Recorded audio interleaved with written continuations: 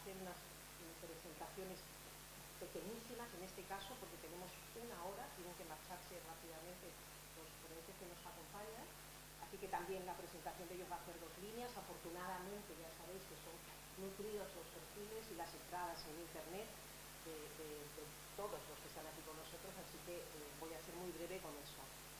Lo primero también comentaros es mi afán personal y profesional, y desde Odisseia, del área que dirijo, hacer un evento y continuamente favorecer el lenguaje común, ¿no?, interdisciplinar, y este es también el cariz de este evento. Afortunadamente he estado viendo las personas que se han inscrito y efectivamente responden a los distintos dominios de conocimiento, así que encantada. Agradecida también con Vilma o Carolina, porque uno de mis compromisos también personales es el tema de la paridad de género. Entonces, poder contar con el mismo número de ponentes femeninas y ponentes masculinos para mí es siempre un regalo. Bueno, pues, perdón. Vale, no habéis escuchado nada. Bueno, pues muchísimas gracias a todos. Es el resumen. Y que veáis mis otras ponencias, porque es un poco el cariz de la misma esta que hay aquí. Bueno, pues nos acompaña Rafael Yuste, que os voy a decir, neurobiólogo, inspirador del proyecto BRAIN de Estados Unidos y la International Brain Initiative, y distinguido promotor de los neuroderechos, neurotecnología, inteligencia artificial. Colega de Odisseia, Vilma Arellano Toledo, profesora, investigadora, consultora en Derecho Digital y directora del Laboratorio de Investigación Multidisciplinar de IA en nuestra casa.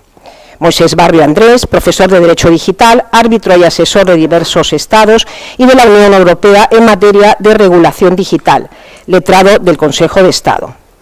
Y Carolina, last but not least, CEO y co-founder de InBrain Neuroelectronics, especializada en Deep Tech, Digital Health Technology y diseño de negocio con principios de Value-Based Healthcare. Una vez más, muchas gracias a todos.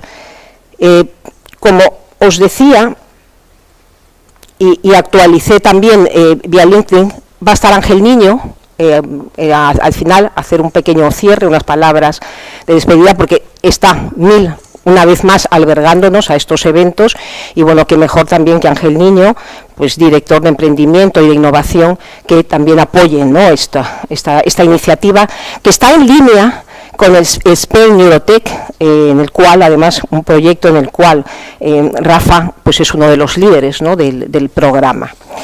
Como os he dicho, voy a hacer, porque también es mi interés, que el área de Odisseia, la cual tengo la suerte de dirigir, que es bioética y neuroética, también sea, lógicamente, pues un punto de reflexión y de conexión para los que queráis entrar también en este mundo, hacer colaboraciones. Voy a hacer varias preguntas, espero que de paso a hacerlas todas, con una pequeña contextualización del porqué de la pregunta. Son líneas de trabajo que nosotros hacemos desde esta área, esa es la apuesta y ese es el interés también por emplear en estos minutos en ello.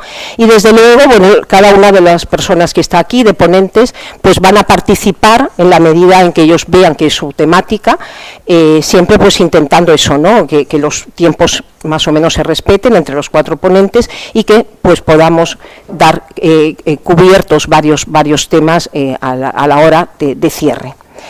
Bueno, pues empezando con la primera, voy a empezar con una referencia a la inteligencia artificial, ya que estamos en el ambiente Odisseia. El año pasado aparecieron algunos artículos dirigidos a entender qué significa ser artificialmente inteligente. Esto sucedió en el contexto del próximo reglamento sobre inteligencia artificial, la AI Act, y se hacía mención que nada importaba más en términos de regulación que entender y conceptualizar la artificialidad, la construcción de la inteligencia artificial. Se alertaba de que delimitar el alcance de la definición era clave, ya que podría favorecer el engaño. Una definición restringida de la IA podría excluir un sistema de consideración de la ley y, por tanto, de la supervisión y protección que esta acta pretende garantizar, pero una definición más abierta, más amplia de la IA incentivaría la complejidad o la ausencia de gobernanza, ¿no? Entendiendo que al hablar de derechos, garantizar una cobertura adecuada exige comprender qué es exactamente lo que se intenta regular, vamos a empezar a conocer cuál es la aproximación que se está trabajando en la definición de conceptos o nociones claves involucrados en las neurotecnologías en los neuroderechos. ¿Quién quiera empezar de los cuatro?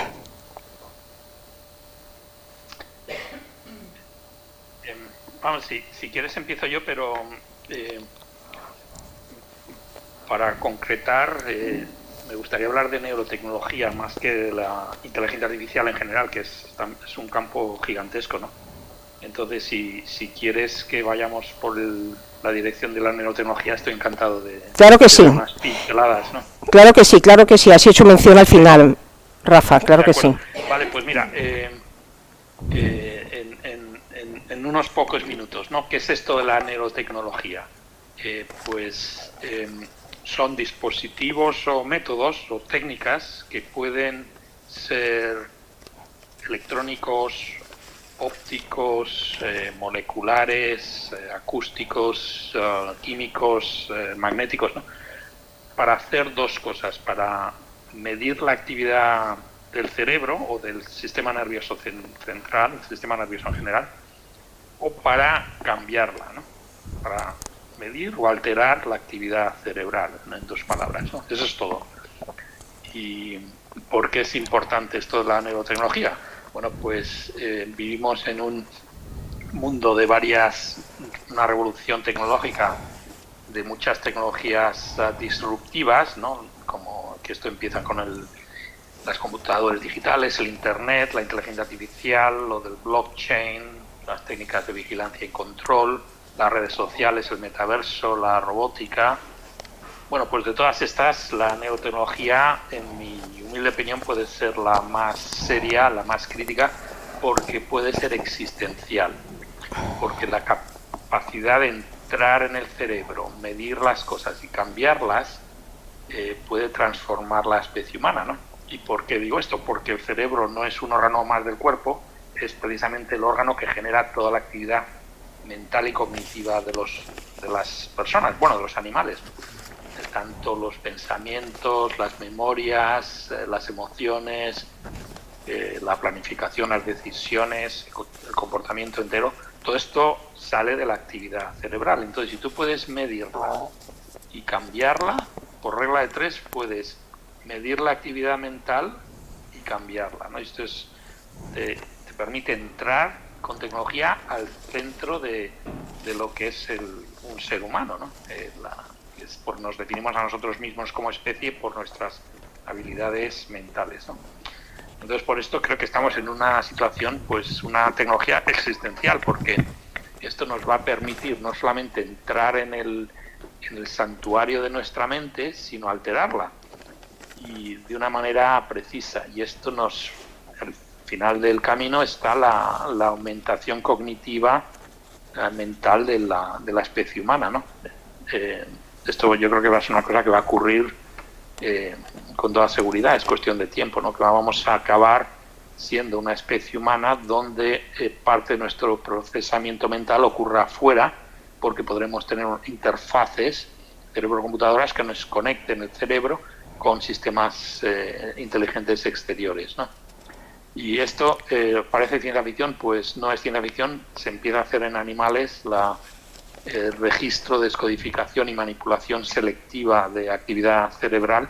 De hecho, eso es lo que hacemos en nuestro laboratorio, hasta el punto que empiezas a controlar el comportamiento de un animal y las percepciones, por ejemplo, de ratones de laboratorio con una gran precisión, de una manera artificial desde fuera, ¿no? Entonces, esto que se está empezando a desarrollar en animales, y por cierto, esto se hace con buena intención, para razones médicas, para entender cómo funciona el cerebro y poder corregirlo en las fisiopatologías de enfermedades mentales y neurológicas, ¿no? Y también con razones científicas para poder estudiar cómo funciona el cerebro y entender al ser humano por dentro, desde el punto de vista científicamente, que es la mente humana, ¿no? ¿Quiénes somos? Entonces, estas cosas que se empiezan a desarrollar, sobre todo en los últimos, en la última década, gracias al impulso del presidente Obama, del proyecto BRAIN de Estados Unidos y los otros proyectos de otras partes del mundo, pues llevan a la humanidad en un camino en el que al final del camino vamos a transformarnos a nosotros mismos, ¿no? Entonces es una situación muy importante, pero vamos, gordísima, tanto como la energía atómica. Y de hecho os enseño, aquí tengo precisamente el laboratorio en este edificio, en el sótano, se hizo el primer reactor nuclear y ahí empezó el proyecto Manhattan, por eso se llama Manhattan, estoy en Nueva York, ¿no? Y este edificio es un monumento nacional ahora en Estados Unidos, porque ahí empezó todo, ¿no?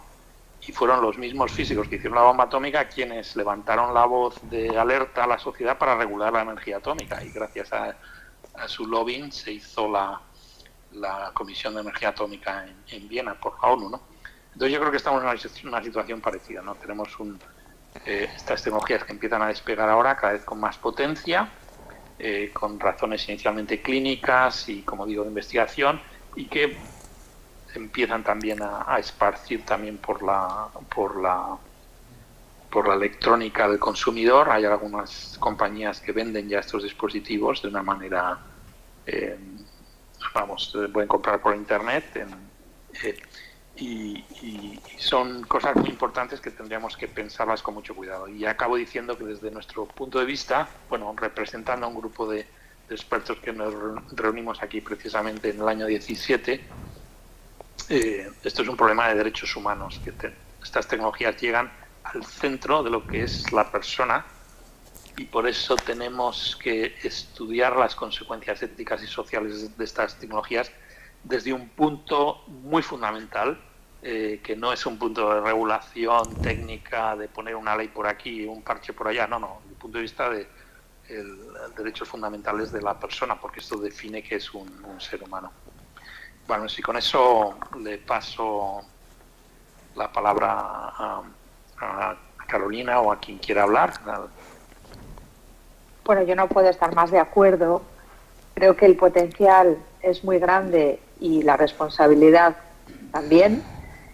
Creo que la realidad de lo que sabemos del cerebro también es pequeña. No sé si tú estarás de acuerdo, Rafael, pero yo creo que de la potencialidad a la realidad de lo que sabemos hoy del cerebro y lo que podemos interactuar con el cerebro, creo que se ha avanzado mucho, pero que queda muchísimo por recorrer, y que establezcamos qué potencial tenemos, pero qué responsabilidad en ese camino, y cómo se posicionan los diferentes actores de todo este compromiso de investigación, desarrollo y comercialización es muy importante, porque también es muy importante que sea un camino ético, médico y de ayuda a la humanidad, de verdad, ¿no?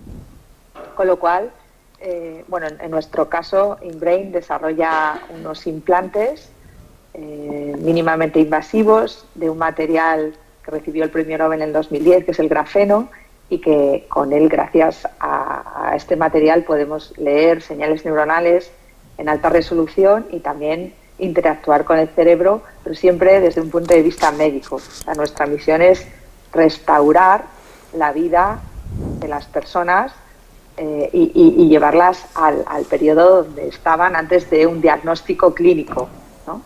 Y ahí nos posicionamos muy fuertemente, porque yo he estado además trabajando 13 años en Medtronic, una compañía en la que tengo mucho orgullo en estimulación cerebral profunda, y he visto la ayuda tan grande que terapias como esta puede hacer a los pacientes. A mí hay pacientes que me han llegado a decir: gracias por la terapia, porque yo tengo 2 cumpleaños, el día que nací y el día que recibí esta terapia, ¿no? Porque vuelvo a ser yo. Entonces esa es nuestra misión, poder restaurar a todas esas personas que han perdido la capacidad de ser ellas mismas desde un punto de vista, desde muchos puntos de vista, desde el punto de vista de la salud, pero de integración en la sociedad, de vida normal. Y luego es verdad que hay mucha potencialidad, pero como digo, estamos en el ápice de lo que sabemos del cerebro. O sea, yo creo que todavía no sabemos ni cuántas neuronas hay, ni cómo se conectan.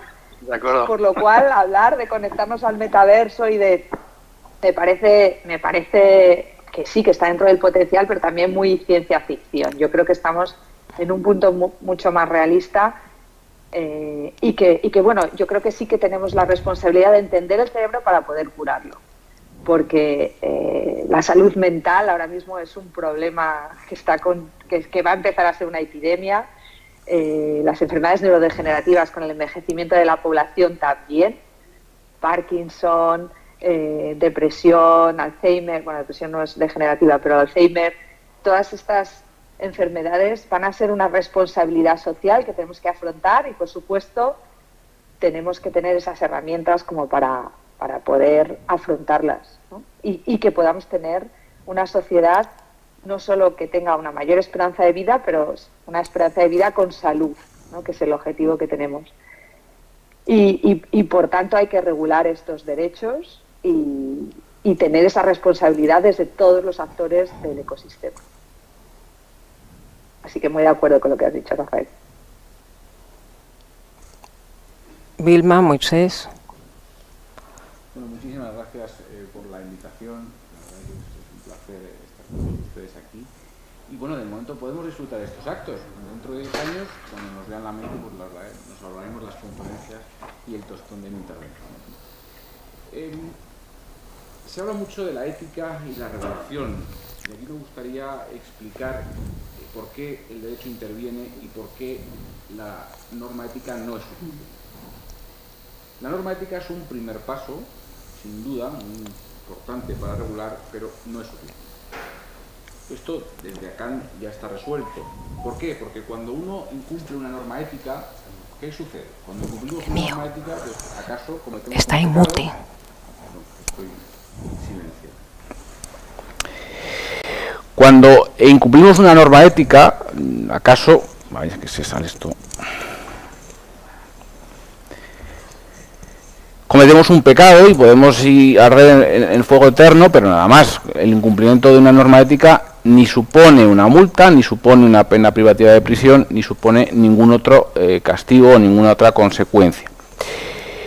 Por otra parte, tampoco hay un incentivo a adaptar normas éticas. Hay algunos gigantes tecnológicos chinos que ya dijeron que no iban a constituir ningún comité ético, punto. Y algún gigante norteamericano lo constituyó y el comité ético duró ni más ni menos que 3 meses. ¿Vale? Por otra parte, también falta una supervisión del cumplimiento de las normas éticas. Es decir, ni las administraciones públicas ni los tribunales pueden ver cómo se cumplen, si se cumplen bien, si se cumplen mal, etcétera. Y por otra parte también se plantea el problema de que podemos generar un caos, ¿no? Si cada norma, cada empresa, cada ciudadano dicta sus propias normas éticas, bueno, pues al final esto es un caos normativo que impide que la regulación funcione. Y además tenemos ejemplos muy relevantes de lo que ha pasado cuando no hay una regulación. El más significativo, pues probablemente sea lo que pasó en la crisis del 2008, ¿vale? Lo que ha pasado cuando no hay regulación. Entonces el Estado interviene, dentro de las funciones que hace el Estado, es la regulación. En la Unión Europea los tratados adoptan un principio que los Estados no pueden con carácter general intervenir en la economía. Hoy no hay por lo general muchas empresas públicas, quiero decir. En el pasado Telefónica o Iberia eran propiedad del Estado, pero hoy Telefónica o Iberia son empresas privadas que cotizan en bolsa. ¿El Estado qué hace? Pues el Estado ahora se centra en la función de regulación. ¿Qué quiere decir? El Estado promulga normas, promulga leyes, promulga reglamentos, pero también se regula la propia autorregulación del sector, para ordenar que esa regulación del sector, esa autorregulación, sea conforme a unos parámetros, se respete y se supervise. Y esto además en el derecho digital es muy importante. Las dos nuevas normas que van a marcar el futuro digital de Europa, el llamado Reglamento de Servicios Digitales y el Reglamento de Mercados Digitales, una de sus técnicas es la autorregulación regulada. Por otra parte, la regulación digital es proporcional al riesgo. ¿Vale? Pues esto sucede en todos los sectores de la actividad económica. Todos los sectores de la actividad económica tienen una regulación dependiendo del riesgo. Pues, por ejemplo, en vertidos, la Ley de Responsabilidad Medioambiental establece unos requisitos para un vertido ordinario de aguas, otro cuando se manejan biocidas y qué decir cuando se utilizan componentes radiactivos, ¿vale? Los requisitos son proporcionados. Y además, en el derecho digital tenemos lo que se llama la responsabilidad proactiva. Los actores privados tienen que asumir una posición activa y tienen que esto cumplirlo durante todo el ciclo de vida del producto. ¿Vale? Esto en protección de datos lo tenemos y en otros sectores.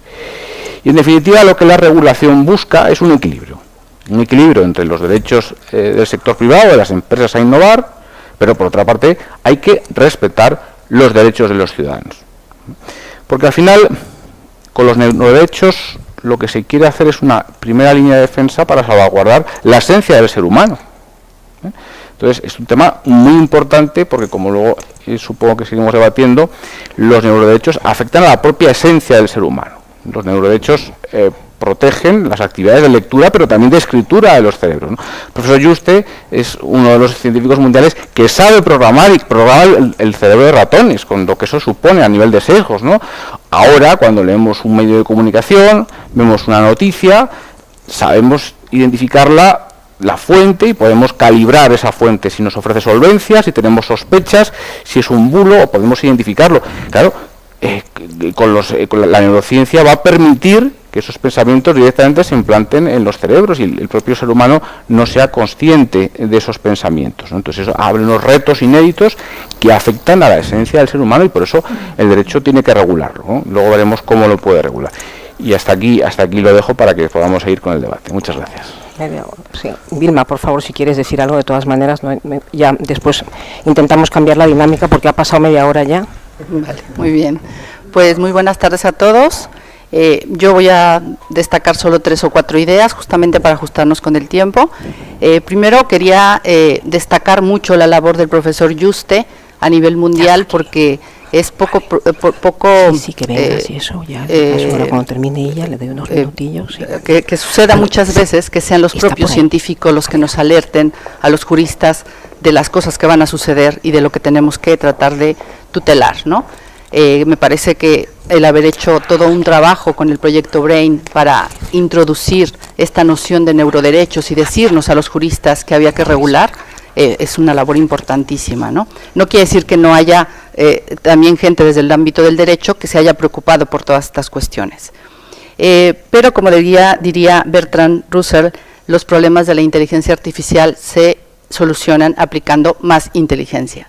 Y en ese sentido me parece muy importante que tengamos diálogos como el del día de hoy y diálogos como los que tenemos en Odiseia, que son completamente interdisciplinares. Me parece que para hablar de estas problemáticas es muy, muy importante la interdisciplina. Que los juristas hablemos con la gente que hace tecnología, con los ingenieros, con gente que trabaja desde las neurociencias, de la neurotecnología en este caso, para tratar de abordar esas problemáticas. Porque muchas veces los juristas, como dice el profesor Cotino, entramos a hablar de tecnología como elefante en cacharrería, ¿no? Tratando de entender ese fenómeno tecnológico y muchas veces no alcanzamos a aprenderlo lo suficiente. Y viceversa, muchas veces la gente de otras áreas le cuesta un poco trabajo tratar de entender por qué es necesario que se regulen ciertas cosas.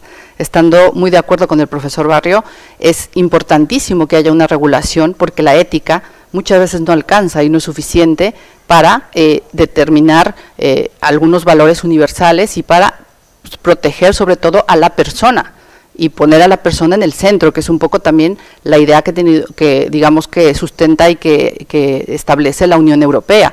Una visión antropocéntrica de la tecnología, en donde el hombre está en el centro, donde la persona y sus derechos, y en este caso la tutela de algo tan importante como es la psique o la mente humana, pues tienen que ser protegidos, y de ahí la grandísima, creo, importancia, ¿no? Y bueno, por ahora creo que lo dejaría allí, para que no nos alarguemos tanto en esta ronda. Esto es una prueba de flexibilidad máxima, así de adaptabilidad tremenda. Ángel Niño está con nosotros, se va a incorporar ahora porque también por cuestiones de agenda se va a tener que marchar pronto y después vamos a intentar dar un dinamismo más rápido y volver a repetiros que por favor unos minutillos en cada intervención para poder cubrir un poquito más el tema de manera conjunta, no simplemente de que sean exposiciones individuales. Ángel, por favor, muchísimas gracias. Hola, muchísimas gracias y perdonad. Necesitas micrófono. Sí, exacto, también. Bueno, en primer lugar, muchísimas gracias a todos por haber venido. Este es el Centro de Inteligencia Artificial del Ayuntamiento de Madrid, un centro que está abierto a cualquier persona de la Ciudad de Madrid o de cualquier parte del mundo que quiera realizar actividades en el ámbito de la inteligencia artificial, que quiera realizar actividades también en el ámbito del futuro de la inteligencia artificial, de los derechos de la neurociencia, o simplemente que quiera aprender o contactar con el ámbito y con el ecosistema innovador de la Ciudad de Madrid. Es un centro público y totalmente abierto, por tanto, a los que estáis aquí, que no lo conocíais, os invito a poder usarlo cuando queráis y cuando mejor nos convenga, porque para eso es, ya que lo pagamos todos los madrileños, pues lo tenemos que usar, ¿no? La verdad es que cuando me enseñaron un poco el programa de los derechos de la neurociencia, me surgieron varias inquietudes a nivel de ingeniero. Vengo del mundo, sobre todo del blockchain y la inteligencia artificial, y pensaba en cómo va a evolucionar nuestro futuro. Y nuestro futuro yo creo que tenemos claro, o deberíamos tener claro, que dentro de unos años, pueden ser 5, puede ser 10, o pueden ser 30 o 50, estaremos con muchos implantes en nuestro cuerpo, con diferentes tecnologías que nos ayudarán, que pueden estar más o menos integradas, pero lo que sí que tenemos que tener claro es que vamos a estar conectados, vamos a estar todos absolutamente conectados, vamos a tener una identidad digital que será casi tan importante o más importante que la identidad analógica, y vamos a tener una inteligencia artificial que nos va a ayudar. Ahora mismo se llama Alexa o Siri o OK Google, ¿no? Pero en el futuro probablemente tengamos algún tipo de dispositivo que sea más cercano. Y esto nos lleva a pensar demasiadas cosas, porque si ahora mismo, en el mundo en el que vivimos, ya no tenemos toda la privacidad que nos gustaría tener, y esto es una realidad, solo con tener un teléfono posiblemente ya sepamos que no tenemos toda esa privacidad que nos gustaría. Imaginemos cuando tengamos dispositivos que ya empieza a haber en diferentes partes del mundo que nos acompañan a todos los lugares y de los que no nos podemos separar. Esto nos resulta realmente curioso. E imaginemos qué puede pasar si esos dispositivos tienen inteligencia artificial con la que trabajamos y que nos ayuda y nos da información a nosotros. O sea, estamos hablando de que el futuro al que vamos es un futuro en el que, desde luego, será muy apasionante. Para los que nos gusta mucho la tecnología, será apasionante. Para los que somos early adopter y nos gusta cacharrear, aunque eso nos cueste determinadas cosas a veces, es muy apasionante, pero sí que es cierto que para la gran masa de la población puede suponer grandes problemas. Y esto es algo que tenemos que regular. Por desgracia, o fortuna, todavía no hay grandes avances en el ámbito de la regulación respecto a la neurociencia. No hay grandes avances, aunque parezca mentira, respecto al uso de la inteligencia artificial. Estamos viendo que este año pasado, en el 22, ya en Europa es cierto que han aparecido alguna serie de, directrices que se deben llevar a cabo, pero eso es en Europa. Y ahora mismo vivimos en un mundo globalizado en el que China va por un lado, Estados Unidos va por otro lado y Europa va por otro lado. Y tenemos que entender que esta globalización hacia la que vamos no va a entender de fronteras. Nuestro interfaz, vamos a dejarlo así, va a estar conectado a un sistema que va a estar en la nube, que no va a entender de diferentes legislaciones, perdón. Es que como estamos en elecciones, pues ya me viene eso a la cabeza. Por tanto, sí que creo que es importante que empecemos a avanzar en este tema. Sí que creo que es importante que todos hablemos claramente de lo que viene, porque es cierto que hay muchos tabús en este ámbito. Es cierto que muchas personas, cuando hablas y cuando hemos hablado muchas veces acerca de de que probablemente tengamos chips que estén en nuestro cerebro, o que tengamos algún tipo de dispositivo en nuestro oído o en nuestra retina, pues prefiere no hablar, prefiere decir, oye, pues yo prefiero no saberlo y ya está. Al igual que hace 30 años la gente no entendía ni quería saber que íbamos a llevar un móvil con nosotros y que íbamos a trabajar desde un móvil. No lo querían y ahora, pues obviamente, todos hemos tenido que pasar por el aro. Por tanto, a mí me parece muy importante que hablemos, y me parece muy importante, sobre todo, que desde el Ayuntamiento de Madrid también ayudemos y fomentemos este tipo de debates, que pueden ser más o menos intensos, que pueden, es cierto, llevarnos a debates quizás un poco más aireados, pero la verdad es que, hablando de identidad digital, hablando de derechos de la inteligencia artificial incorporada a los seres humanos, creo que tenemos mucho que hablar y sobre todo tenemos mucho que asesorar a los que legislan. En esta misma sala, hace unos meses, tuve el honor de debatir con tres magistrados de aquí de Madrid, acerca de si la inteligencia artificial sustituiría a los jueces y a los abogados. Aquí en esta misma sala. Obviamente me dijeron que no, que es imposible, no pasa nada, yo ya estoy acostumbrado a que digan eso, pero sí que es cierto que llegamos a una conclusión en la que probablemente no le sustituyan y sea el juez el que tome la última decisión, pero la realidad es que el juez va a necesitar inteligencia artificial sí o sí para dictar sentencias, porque si no, los que cometen el delito, yo le aseguraba, van a utilizarla para engañarle. Por tanto, y ahí sí que lo entendió claramente. Por tanto, es cierto que se van produciendo avances, es cierto que hay, en este caso, en el mundo del derecho, personas que son más proclives a regular, personas que son más proclives al avance, y hay otras que no tanto. Por tanto, yo creo que nuestra misión, sobre todo desde la parte de los ingenieros en la cual me incorporo, es ir marcando ese camino e ir ayudando, en este caso a los que legislan, a que no nos encontremos un día en el que tengamos una desprotección total de nuestros derechos, de nuestra privacidad y de nuestra identidad, porque hemos llegado tarde a regularla. Muchísimas gracias de nuevo por estar aquí y a vuestra total disposición para lo que necesitéis. Ángel, un placer, de verdad. Seguimos, claro que sí. Y la seguimos. Pero me tengo que ir a otro sitio.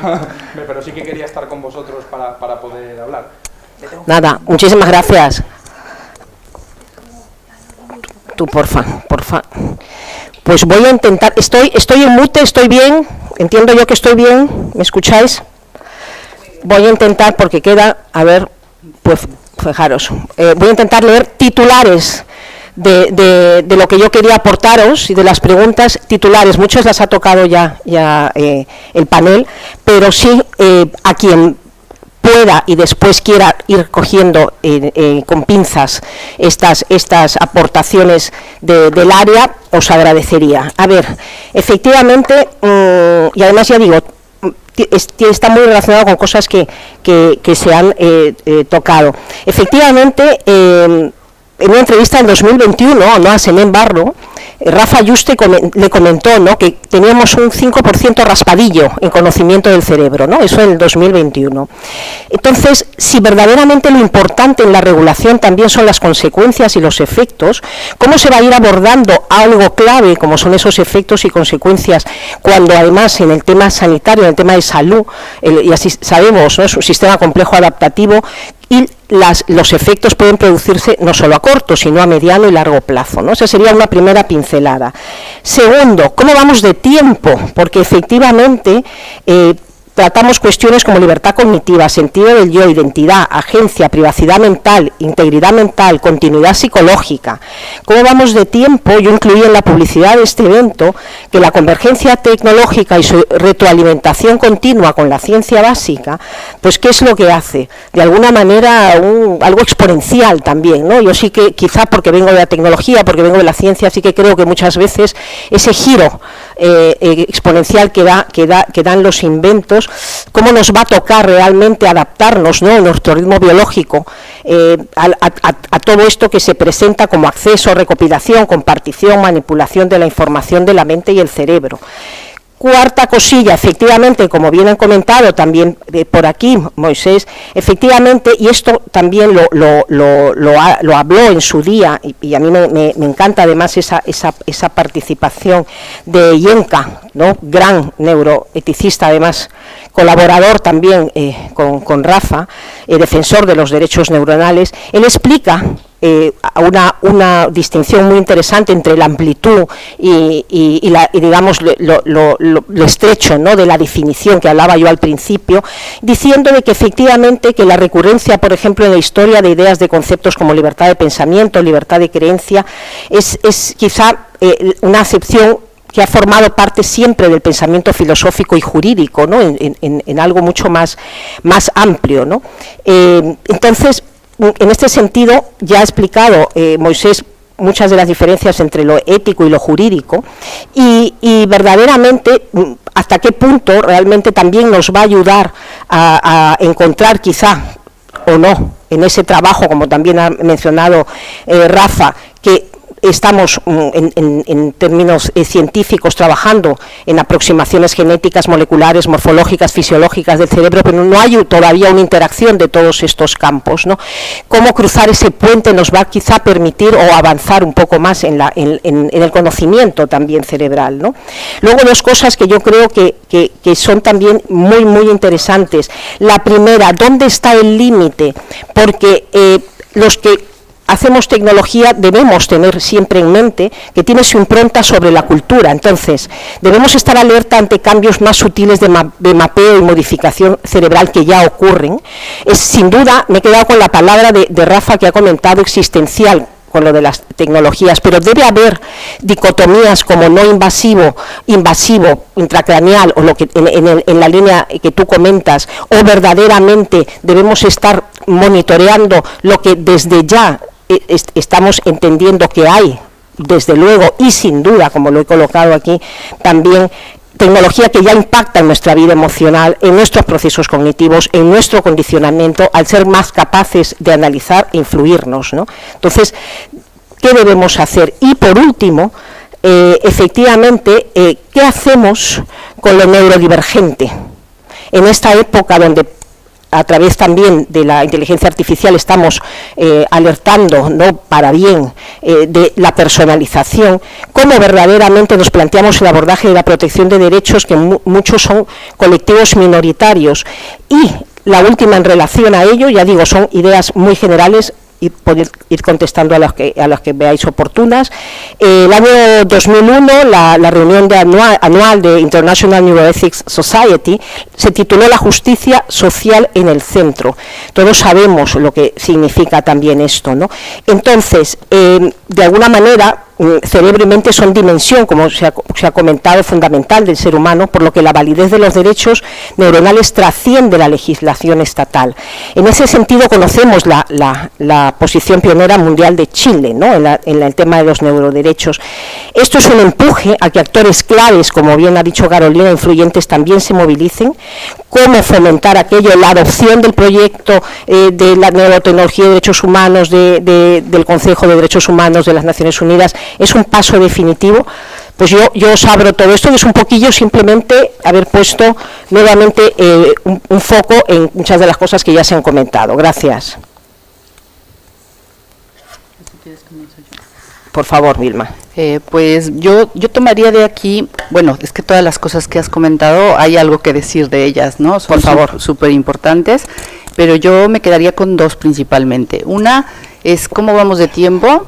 Creo que vamos tan mal de tiempo como ahora mismo del panel, porque si bien el profesor Yuste alertaba de este tema en 2017, fijaos, estamos en 2022, y todavía estamos discutiendo si se regula, si no, desde qué ámbito, si desde el ámbito internacional, si con tratados, si a través de la regulación europea. Obviamente en nuestro caso tiene que ser a través de ahí, y lo que se haga en España, que ya hay avances importantes, notables, la Carta de Derechos Digitales, por ejemplo, que no tiene un poder vinculante, pero que sí que ya es un primer paso de inicio para la interpretación de todo esto, ¿no? Así que creo que sí, que tenemos que acelerar el ritmo, sobre todo los juristas, ¿no? Y por otro lado, el tema que mencionas de la justicia.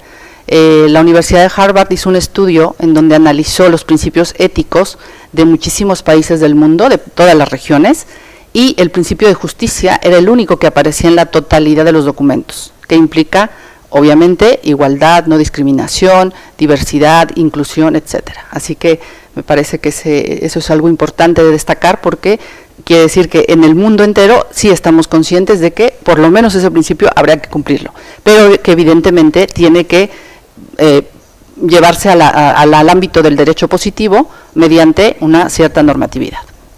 Nada más. Gracias. Yo añadiría algo aquí, que es que desde luego que lo tenemos que hacer y hay que empezar, y por eso muchos de nosotros estamos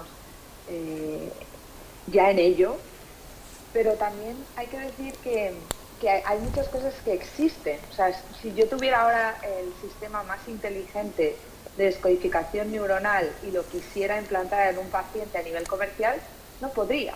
Quiero decir que ya existe una regulación de tecnología médica que nos dice y nos prescribe lo que podemos y lo que no podemos hacer hoy en día.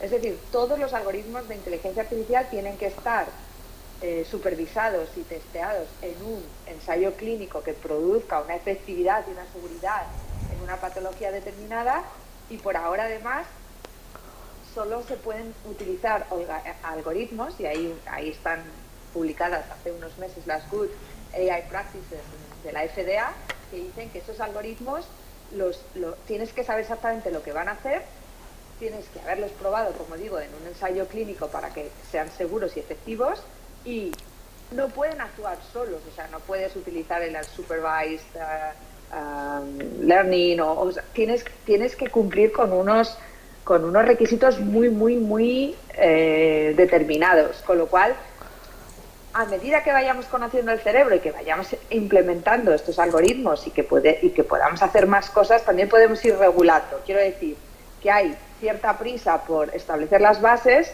pero también vamos a tener tiempo de ir conociendo el cerebro, de ir conociendo la tecnología y de ir regulando a la vez. Con lo cual yo creo que tampoco estamos tan mal y que lo que los tenemos que poner es a colaborar y a compartir qué es lo que vamos a regular.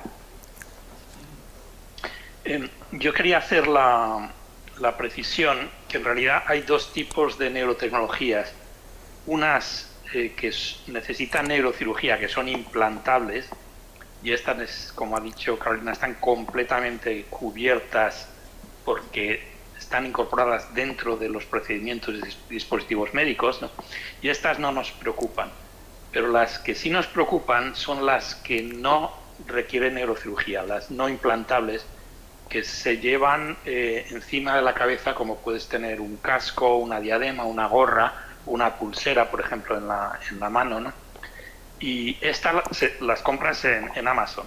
Se venden como tecnología de consumidor, como electrónica de consumidor. Y estas no tienen ninguna regulación.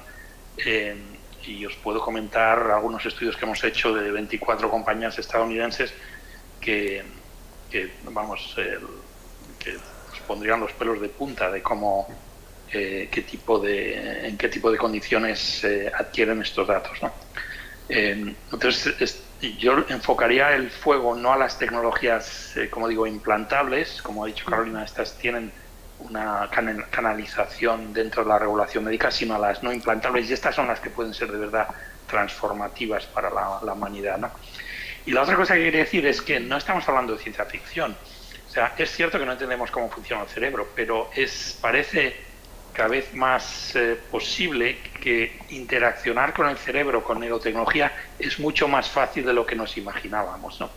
Y esto tiene que ver con algo fundamental del cerebro, que es la plasticidad que tiene, ¿no? O sea, parece cada vez más posible que el cerebro es una red neuronal, una máquina de aprendizaje, ¿no? Entonces, si tú a esa máquina que aprende le metes información y sacas información, se adapta a la tecnología que utilizas, ¿no? Y esto explicaría el éxito, que yo todavía no entiendo, de cómo hay neurotecnologías que funcionan muy bien. Por ejemplo, los implantes cocleares, que seguro que conocéis a gente que los tiene, ¿no?, para solucionar problemas auditivos, ¿no? Pues es increíble que les metan unos electrodos en el nervio auditivo a unos pacientes sin saber lo que hacen y dónde entran, y a las 2 semanas esta persona ya oye, ¿no? Los implantes visuales igual, ¿no? En el campo de la ciencia, la optogenética, donde se estimula las neuronas, cuando empezó esto la optogenética, un poco al azar dentro del cerebro de los animales, y en cuestión de días o semanas el animal aprende a utilizar esta información para su comportamiento, ¿no? Entonces esto, y también cosas que ha mencionado Carolina, por ejemplo, la implantación y estimulación cerebral profunda, que se utiliza en casos de Parkinson, depresión profunda o adicciones severas. A mí me parece increíble que tenga un resultado cuando no entendemos todavía cómo funcionan estas enfermedades, pero funciona. Le metes un electrodo al paciente, estimulas y haces así un poco de fine tuning y le quitas alguno de los síntomas que tiene, ¿no? Entonces esto es fantástico desde el punto de vista positivo para la medicina y para la ciencia, porque significa que no necesitamos entender el cerebro para poder interaccionar con él, manipularlo y sacar información y meter información, ¿no? Pero esto también hace que el problema de la neurotecnología no implantable, la comercial, es muchísimo más serio, ¿no? Porque esto significa que estos dispositivos pueden empezar a tener efecto. Y os acabo con 2 comentarios de 2 cosas que se han publicado en los últimos meses. Uno, un paper de un grupo de Facebook que, utilizando un casco de electroencefalograma de una manera no invasiva, o sea, no implantable, han podido empezar a descodificar el habla, ¿no? Descodificar palabras de voluntarios. Entonces, si tú puedes empezar a descodificar palabras, esto es el comienzo de empezar a descodificar la actividad mental, porque muchos de nosotros pensamos con palabras, ¿no? Con palabras o con imágenes, ¿no? Y luego una última pincelada, un comentario, un paper de un grupo de Boston, también con una tecnología no invasiva de estimulación magnética, han podido aumentar la memoria a largo plazo en un grupo de pacientes y también en personas normales, ¿no? Y esto abre la puerta a un futuro en el cual podemos autoestimular nuestro cerebro con métodos que nos permitan tener, por ejemplo, más memoria a largo plazo. Entonces esto es el comienzo de lo que decía antes, la aumentación cognitiva y sensorial de la especie humana, ¿no? Porque si eso es posible, tú dime quién no se va a querer estimular para poder aumentar su memoria, ¿no? Pues eso. A mí me gustaría apuntar dos ideas importantes. Creo que está así, está. A ver. La primera es que no es verdad que la regulación mate la innovación. En la Unión Europea, el derecho a las telecomunicaciones establece un modelo de regulación ex ante, es decir, antes para canalizar que los despliegues de redes se realizan adecuadamente y también hay un mercado europeo de comunicaciones electrónicas. Esa regulación ex ante ha permitido que en España, y esto no me subvenciona Telefónica, que España tenga una de las mejores redes de fibra óptica de todo el mundo. Lo hemos visto en la pandemia. Hemos podido teletrabajar y los operadores de streaming como Netflix y otros no han tenido que reducir la calidad en 4K, como sí ha pasado en otros países, en Estados Unidos, que siguen todavía anclados en la ASL y en el cobre, ¿vale? Por tanto, en España, no solo en Madrid, no solo en Barcelona, no solo en Valencia, sino, yo soy de Soria, en pueblos de 20, 25 habitantes, es posible contratar una conexión FTTH de fibra óptica simétrica con 600, con 1 giga y acceder a los mismos servicios digitales que en Madrid. Por tanto, eso es un tema muy importante y muy relevante a tener en cuenta. 2. El derecho tiene técnicas regulatorias. Efectivamente, como han señalado los ponentes que me han precedido en el uso de la palabra, la regulación se hace de forma interdisciplinar, por supuesto. Y una de las técnicas que tenemos son lo que se llaman los entornos de prueba de regulación, los sandboxes regulatorios. Aquí lo que se hace es autorizar experimentalmente proyectos que todavía no están regulados o que serían ilegales con la regulación en vigor. ¿Para qué? Para que la industria y el supervisor y el regulador aprendan, canalicen esto, este producto, este servicio pueda funcionar durante 6 meses, durante un año en pruebas y después se tomarán las reformas normativas existentes. Esto en España lo tenemos, por ejemplo, en el sector financiero de forma pionera desde hace unos años. Y en inteligencia artificial lo mismo. En junio del año pasado, el Ministerio de Asuntos Económicos y Transformación Digital y la Comisión Europea han acordado establecer un sandbox de prueba para la regulación de la inteligencia artificial y así anticiparse al reglamento europeo que está tramitándose y que pronto entrará en vigor. Por tanto, hay esos instrumentos. Y tercero, en el ámbito de los neuroderechos, lo ideal, y esperemos que así se consiga, es que a nivel internacional Naciones Unidas promueva un tratado. De la misma forma que tenemos un tratado internacional que regula usos y prohibiciones en el uso de la energía nuclear, tenemos tratados que regulan el uso de la Luna o del espacio, deberemos aspirar a tener un tratado internacional que regule unos neuroderechos y yo confío que además, dado que está en la agenda del Secretario General de Naciones Unidas y este año tenemos la celebración del 73 aniversario de la Declaración Universal de 1948, podamos tener este éxito y podamos tener una regulación mínima internacional. Pues un poco las otras ideas importantes que me gustaría aclarar. Yo comentar, bueno, agradeceros también, pero comentar, creo que la gran ocupación también es que cada uno nos acerquemos a entender, ¿no?, qué sucede con nuestro cerebro, y en esa línea también a mí me parece interesante, Rafa, porque tú también sabes que precisamente por esa neuroplasticidad, muchos de estos implantes intracraneales, cuando han tocado patologías, por ejemplo depresión o también en algún caso, yo he leído algún paper, investigación sobre alguien de trastornos obsesivo-compulsivos, sí que bueno, han agradecido, porque evidentemente estamos entrando en el ámbito patológico y ahí pues claro, no solamente es otra la regulación, sino otro el contexto, ¿no?, que te permite realmente ser más flexible, ¿no?, con esta utilización, pero también refieren los pacientes que, que han no sé si es también subjetivo, ¿no? Efecto placebo o nocebo, pero sí sugieren cambios en su personalidad, cambios en su identidad, incluso alguno ha logrado mencionar, ¿no? A mí, quizá como tecnóloga, a mí sí me preocupa incluso, vuelvo a repetir, los cambios más sutiles que se van también produciendo con la tecnología del día a día, ¿no? Yo creo que también esta tecnología lúdica, esta tecnología laboral, esta tecnología educacional también tiene que tener algún tipo, quizá no sea adecuada la palabra regulación, yo en el sentido de semántica dejo que efectivamente otras personas me iluminen, no soy yo la más indicada, pero sí alguna advertencia, alguna precaución, porque además, precisamente como tú también has comentado, todas estas diademas que se llevan vendiendo no solo en Estados Unidos, sino también aquí en Europa, por ejemplo, ¿no? Para la mejora de memoria y otro tipo de capacidades de videojuegos, etc., etc., si bien es cierto, son de aplicación externa, también es muy curioso que uno lee las investigaciones, la N es mínima, bueno, cómo se ha hecho la investigación también es bastante dudoso, y todo esto, bueno, pues te abre unas vías de entender que la regulación tiene que abarcar, ya digo, no sé si es regulación la palabra, ¿no?, pero sí que tiene que abarcar mucho más de lo que verdaderamente pues pueda ser lo invasivo, ¿no?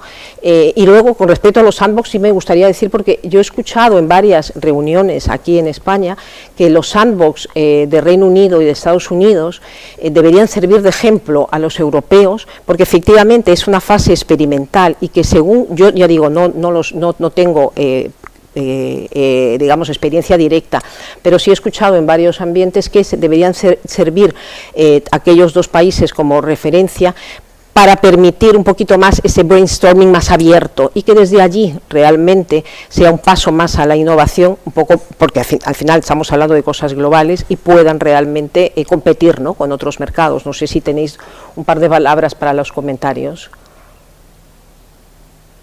Yo, una cosa para responder a tu pregunta, es que es verdad que la neurotecnología puede tener alguna vez efectos secundarios. Claro, en un implantable tú estás seguido por un médico, con lo cual si tu pareja, si tú mismo o si tu médico reconoce que hay un problema, que ha habido una sobreestimulación o que ha habido un pequeño cambio de la personalidad por algún efecto secundario, como digo, tienes un médico a tu lado que te va a reprogramar ese dispositivo para que se ajuste a tu terapia. En las no reguladas no tienes ese seguimiento médico y entonces ¿quién se ocupa de esa persona? ¿No? Tiene que ser una decisión personal de parar la terapia o de ir a un médico porque no te encuentras bien, ¿no? Entonces, ciertamente hace falta una regulación que dé unas guías de qué hacer en estos casos. Sí, un poco siguiendo la línea de Carolina. El problema es, como decíamos antes, no la neurotecnología médica o científica, sino la comercial, ¿no? Los dispositivos no implantables que los puedes comprar por internet.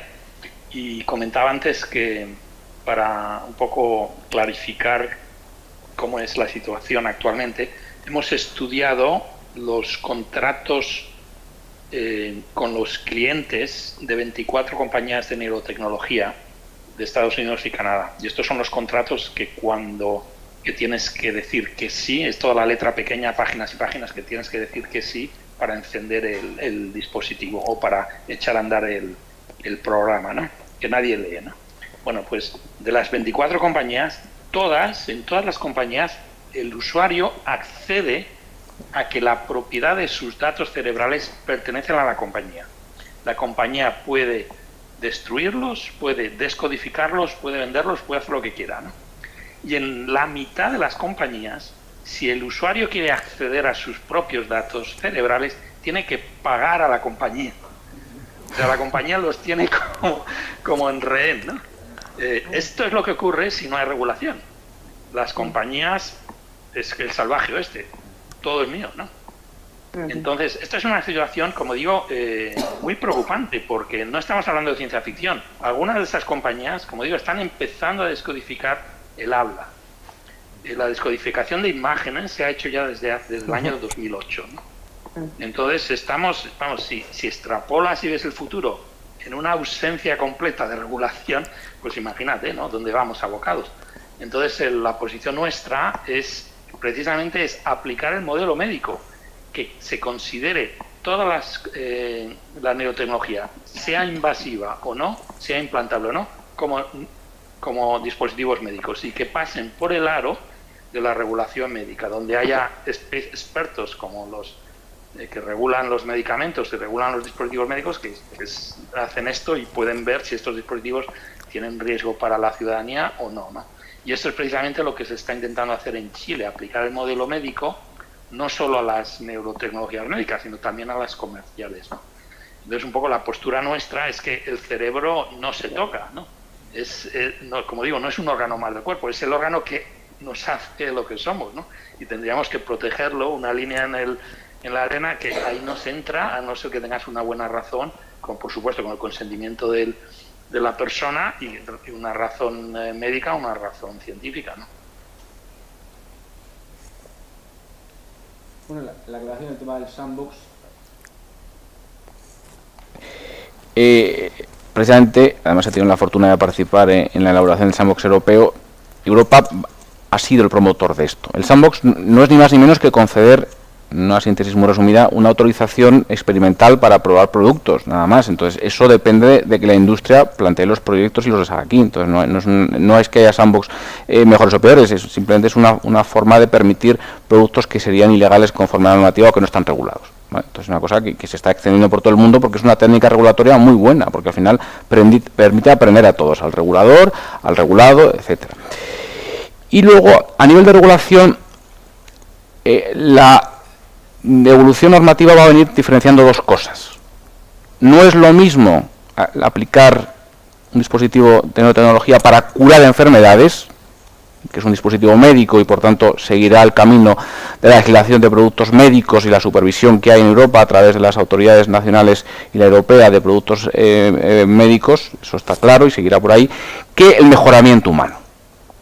Ahí es donde está el problema. El mejoramiento humano supone que, en definitiva, rompemos la esencia misma del ser humano, ¿no? Como decía Anders, ¿qué tipo de hombre, qué tipo de mujer vamos a conseguir? En esta persona 2.0, las tecnologías de mejoramiento no están disponibles para todos. No están disponibles para todos. Se rompe el derecho fundamental básico, que es el derecho a la igualdad. Entonces, ya advertía Harari que podíamos entrar en una human divide que podía provocar el advenimiento de unas élites y que los demás fuéramos esclavos, o sea, otra vez recuperando el feudalismo de la Edad Media.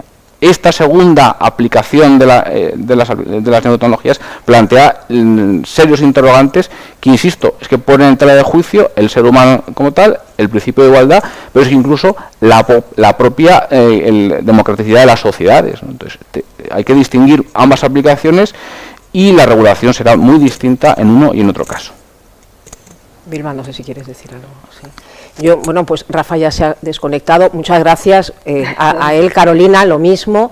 De verdad, oye, el talante, la flexibilidad, de verdad que muy agradecida, de verdad que sí. Moisés, Vilma, aquí lo mismo. Y bueno, ¿qué voy a decir con los asistentes? Encantada de que nos hayáis acompañado, de los que estáis online. Sabéis que seguimos, esto es el primero, y bueno, pues sobre todo eso, ¿no? Que veáis el cariz, nos gusta que además empecéis a participar, queremos que sea muy cercano, no queremos, por lo menos por mi parte, sentar cátedras, sino que sean espacios divulgativos, que sean espacios realmente de compartición de conocimiento. Todos los dominios del saber son bienvenidos, y de verdad, bueno, pues me tenéis a mí en LinkedIn, quien quiera conectar. Yo ya he estado también en contacto con algunas personas que han mostrado interés en este evento, porque vamos a iniciar varias líneas de trabajo, así que a vuestra disposición. Muchísimas gracias a todos y bueno, pues que tengáis todavía feliz año, que estamos en enero, ¿eh? Un abrazo, muchas gracias, virtual y físico. Muchísimas gracias. Carolina, seguimos.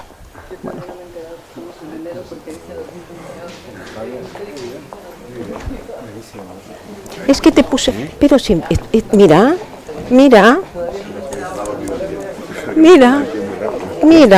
fíjate, pero sí, ¿cómo estás? Mira,